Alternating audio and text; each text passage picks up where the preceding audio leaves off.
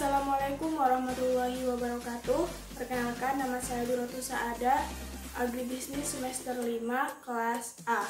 Nah, pada kesempatan kali ini saya akan mempresentasikan tentang hasil dari studi kelayakan bisnis Toko Haji Hasan Basri yang terletak di Ujung Piring, Bangkalan, Madura. Nah, pada kesempatan kali ini ada beberapa aspek yang akan saya bahas. Di antaranya yaitu aspek teknis, aspek pasar dan pemasaran, aspek manajerial dan organisasi, aspek lingkungan atau AMDAL, aspek finansial, serta aspek sosial ekonomi dan budaya. Untuk yang pertama yaitu aspek teknis. Nah, aspek teknis di sini merupakan aspek yang berkenaan dengan penilaian suatu usaha apakah siap untuk menjalankan kegiatan usahanya. Nah, aspek teknis di studi kelayakan bisnis usaha Toko Haji Hasan Basri ini terdapat yang pertama penentuan lokasi usaha. Usaha Toko Haji Hasan Basri ini terletak di Desa Ujung Piring, Kecamatan Bangkalan, Kabupaten Bangkalan. Lokasi ini dipilih karena yang pertama tepat berada di pasar, tepatnya di pintu masuk pasar Tengbiki atau pasar lorong tepat di sebelah kiri. Yang mana pasar di sini merupakan tempat bertemunya penjual dan pembeli atau tempat bertransaksinya penjual dan pembeli sehingga memudahkan untuk lebih dekat dengan konsumen. Yang kedua yaitu karena tepat berada di samping jalan raya sehingga kondisinya selalu ramai. Terus yang kedua ada peralatan dan fasilitas. Peralatan dan fasilitas yang menunjang usaha Toko Haji Hasan Basri ini diantaranya meja kayu, etalase, rak barang, tong minyak, bangunan toko, showcase politron atau lemari pendingin, kalkulator, keranjang, dan timbangan angsa. Untuk proses produksinya, Toko Haji Hasan Basri ini memulai aktivitasnya pada pukul 5 waktu Indonesia Barat jam 5 pagi dan berakhir pada jam 4 sore. Nah, toko ini juga selalu buka kecuali pada hari raya dan jika ada acara keluarga. Untuk layout sendiri, di Toko Haji Hasan Basri ini yang pertama di paling depan itu merupakan etalase. Mengapa etalase? Dikarenakan etalase ini kan transparan sehingga produk yang dijual itu bisa dilihat langsung oleh konsumen sehingga konsumen itu tidak perlu sungkan untuk bertanya, oh berarti di sini jual produk ini, jadi tinggal langsung beli. Dan untuk selanjutnya itu berupa rak. Kenapa rak ditaruh di belakang? Karena memang sudah tidak ada tempat lagi, jadinya ditaruh di belakang seperti itu. Dan penaruhan rak di belakang ini memudahkan bagi pihak Toko Haji Hasan Basri ketika melayani konsumen seperti itu. Yang selanjutnya yaitu aspek pasar dan pemasaran. Yang pertama untuk produk yang ditawarkan oleh pihak Toko Haji Hasan Basri ini yaitu berupa jasa retail, di mana toko menyediakan barang-barang yang menjadi kebutuhan rumah tangga seperti beras, gula, minyak, telur, mie, dan lain sebagainya. Dan untuk harga yang diterapkan di Toko Haji Hasan Basri ini mengikuti harga pasar dan dapat bersaing dengan toko-toko lainnya.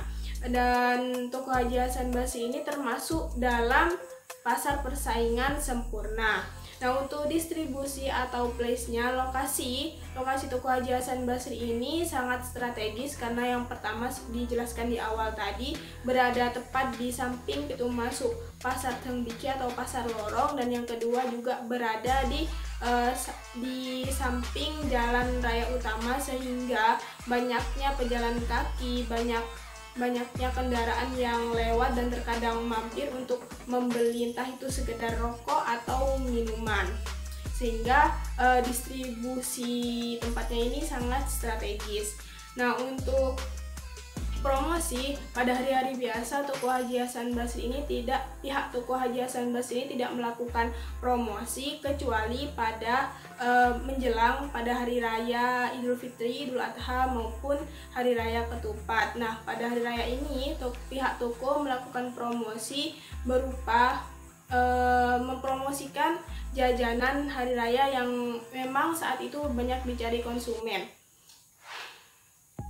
Dan yang untuk permintaan sendiri, permintaan akan produk yang ditawarkan oleh pihak Toko Haji Hasan Basri biasanya berasal dari masyarakat setempat, yang memang tinggal di desa Ujung Piring, masyarakat antar desa maupun pejalan kaki seperti yang saya jelaskan yang lewat tadi, dan juga dari pekerja yang bekerja di desa Ujung Piring seperti contohnya di PT Adiluhung. Dan untuk penawaran dalam usaha ini berubah-ubah penawarannya sesuai dengan permintaan konsumen. Yang selanjutnya yaitu aspek manajemen dan organisasi. Nah, untuk aspek manajemen sendiri, di sini pihak Toko Haji Hasan Basri melakukan perencanaan barang-barang apa saja yang memang sudah habis sehingga harus di stok kembali dari agen ataupun langsung membeli ke tempatnya di bangkalan, di agen bangkalan ataupun dari sales. Nah, untuk perencanaan, kemudian pengadaan produk dan juga persediaan di sini biasanya Toko Haji Hasan Basri melakukan penyetokan barang agar terdapat persediaan jika barang itu habis sehingga tidak membeli lagi dan langsung membeli dalam jumlah kardusan, biasanya 1 kardus atau 2 kardus seperti itu. Nah, untuk controllingnya pihak Toko Haji Hasan Basri ini juga melakukan controlling terhadap produk-produk yang sudah melebihi dari masa expired ataupun yang sudah expired, seperti contohnya yang sering expired itu produk roti tawar dan lain-lain. Nah, untuk struktur organisasinya tidak ada struktur organisasi yang resmi dari Toko Haji Hasan Basri ini dikarenakan pengelolaan toko ini secara kekeluargaan dan turun temurun sehingga tidak ada struktur organisasi yang resmi. Toko Haji Hasan Basri ini juga hanya memperkerjakan 1 orang pekerja dan 1 orang pekerja ini merangkap pekerjaan sebagai sebagai kasir, penjaga kebersihan toko tersebut. Sedangkan untuk masalah keuangan baik itu merupakan pendapatan atau pengeluaran diserahkan kepada anggota keluarganya. Yang selanjutnya yaitu aspek lingkungan.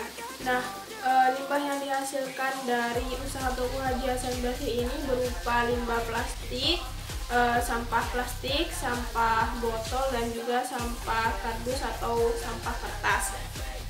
Nah, untuk yang sampah botol sendiri itu biasanya didaur ulang kembali menjadi botol minyak untuk dijual kepada konsumen. Dan untuk sampah kertas atau yang berupa kardus itu dimanfaatkan kembali, dan sebagian lagi selain dimanfaatkan kembali sebagiannya juga dijual. Dan untuk sampah plastik ini biasanya nanti akan diangkut oleh pihak pasar untuk dibuang ke tempat pembuangan akhir.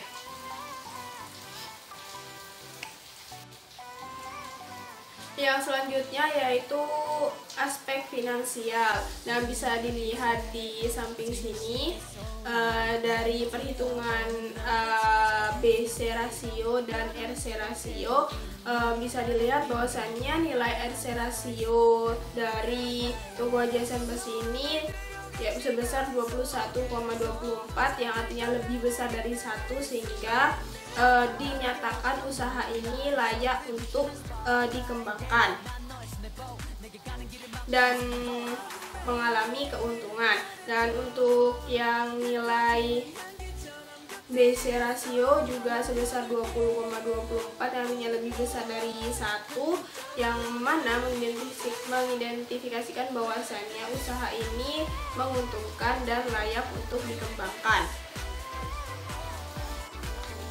Yang selanjutnya yaitu aspek sosial, ekonomi, dan budaya. Nah, dari segi aspek sosial sendiri, Tuku Haji Hasan Basri ini memberikan dampak positif bagi masyarakat dikarenakan masyarakat tidak perlu lagi ke kota untuk membeli kebutuhan rumah tangga dikarenakan sudah ada di Tuku Haji Hasan Basri, dan tidak perlu menempuh jarak yang jauh lagi untuk ke kota maupun ke antar desa untuk membeli barang kebutuhan rumah tangga.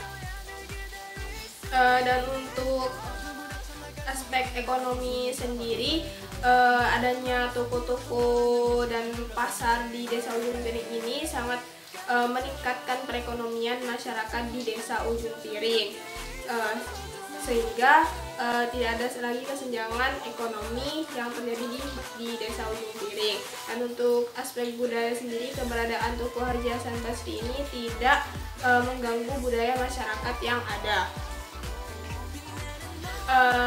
Terima kasih. Wassalamualaikum warahmatullahi wabarakatuh.